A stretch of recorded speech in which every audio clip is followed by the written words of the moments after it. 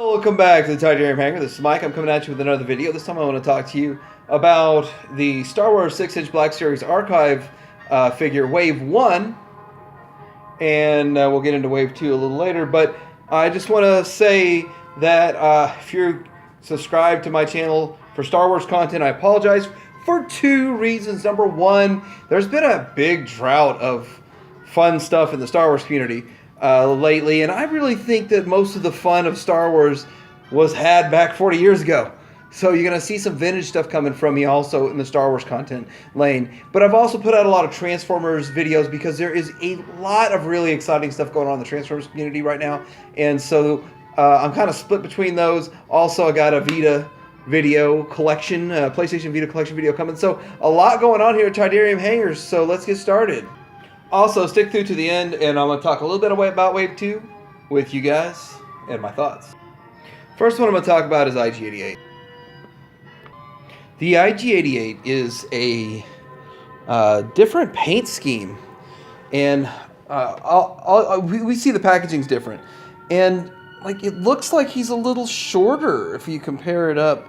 He just looks a little bit shorter in the new one. But anyway, yeah, it's...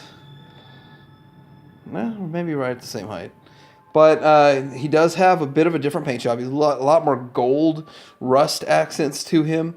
And I don't really mind the packaging, but I kind of think the reason they're doing this packaging is so that, because the IG-88 is not the one that is really going to matter, but the photorealistic painting, face changing and stuff, I think that they're trying to deter anyone from doing that weird theft thing where they swap figures.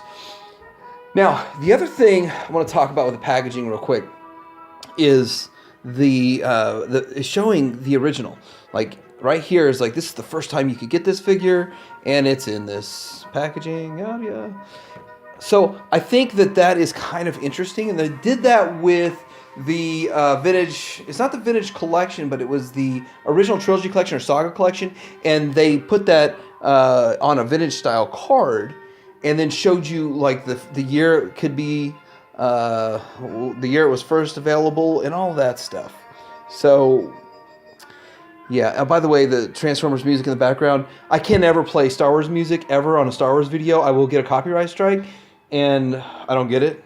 I mean, millions of other people do it, but I'm the one person that gets copyright strikes. So anyway, you're gonna hear Transformers music in the background. I don't even like those Star Wars music composers anyway. If they copyright strike me, they're no longer my friends. So it's still packed with the same accessories. I think the new package is kind of cool, but my problem is if you already have like 68 of these in this style package, it's really annoying having now a new type of packaging. I think that they also kind of found that there was a bit of a failure when they did the Legacy 40th anniversary kind of thing, and they repacked those. They didn't sell very well as repacks either. So I don't know where I'm at on this packaging. I think it's easier in a way for a blistered card back. I mean, I kind of like it. I think they should have gone this route in the first place. But now that they've gone the wrong way with these, and then this doesn't even look vintage. There's multiple different issues in a way. But I like the picture. I like a blistered card because that reminds you of it. But now if you invested in these, switching to this, I don't know. I don't know how much further they're going to go with this packaging. So next I want to talk about Luke Skywalker and the X-Wing. Now this figure was one of the ones that I felt most people would be wanting this wave for. And looking at the photorealistic face printing, I don't see that it's better. I don't see that the face is better. I don't think this one really helps Luke in this way. And so I was kind of disappointed. And so this is the only one out of the wave that the photorealistic face painting would show up and help. Now, that doesn't look more like Mark Hamill. And the painting, it wasn't off. This one wasn't bad. So I really don't know. Now, there's a lot of people that can go into detail on loose and what paint schemes on the helmets are different here and there. But the reality of it is you're getting about the same figure. And I don't see that it's an improvement in the painting.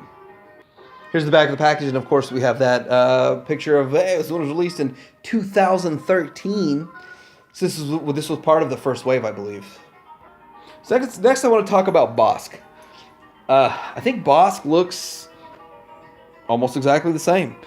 There's not much of a difference. And of course, photorealistic face painting is not going to help when you've got like a monster looking dude, obviously. So Bossk is about the same. But the thing is, Bossk is jumping in price. Now people can get it for 20 instead of 50. Which brings another point that a lot of my collector friends are discussing, that they think that the market's going to get oversaturated with these, to the point that like these go on clearance for like $10 or $5, because that's what they've been seeing. But it's not a chance these will go on clearance for $10 or $5, because these are not the Captain Andoras or like side characters that are from a side movie that nobody, you watch it once and you don't think about it again. Those are the figures that are flooding the market. It's not Luke's, and it's not Bosk's, and it's not any of these bounty hunters. And the only reason the Legacy Vader is because they made 500 million of the Legacy Vader, and there's already 5 different ways to get a 6-inch Vader. Next up on the list is Boba Fett. Now Boba Fett looks about the same to me, but I've seen some people discussing paint apps that are better on one here and there and better.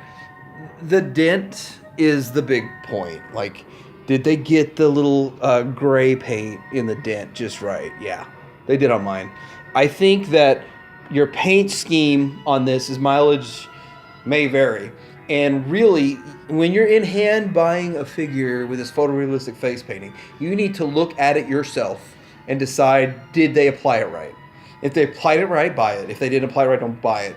That's not really an issue with this first wave, because there's not that many figures. But we're about to go into wave 2. Let's look at the back of this thing. And, you know, the packaging is cool. Like, I would have been on board with this packaging from day one. And I'm going to tell you, the only reason I invested in 6-inch, because I am a 4-inch collector, and I really like vintage. And vintage is, there's no 6-inch in vintage. But I went into a Disney store, and I didn't have one 6-inch figure, and it was 5 years ago or something like that, 3 years ago, whatever. And they had them on clearance for like $10. So I picked up several of each and said, screw it, let's just buy them, let's dive into it. And so that's why I have all of these. But I got them for dirt cheap. I would have bought them in the first place if they weren't. So lastly, I want to talk about what's coming in Wave 2, my feelings about that, and my personal feelings and beliefs about that. And you're going to get an Anakin, which, frankly, I'm just not a fan of prequel figures. I've got a Vader, so I have an Anakin. But I had several that I bought at Ross for like $10, and I sold them for like 60 each. I had my last one I sold to a close collector friend of mine that will give me his box back for free. And I appreciate people like that. And I'll just cut one open and throw it in a box, and then it'll match my stuff on the shelf. It's the only reason I'd want to do that, because I have all these others, and I'm not really moving on and all that. The second is Yoda. I have a Yoda, so I don't really need it. I'm going to see that if the paint apps are different and all that stuff. And then the Biker Scout. Now, this is the only time the Biker Scout's going to be released by itself. And then you have the last one of the wave. Well, I guess that sums it up. Those 3, I don't know what else is going to be in Wave 2. So looking forward to Wave 2, and Titanium Hanger out.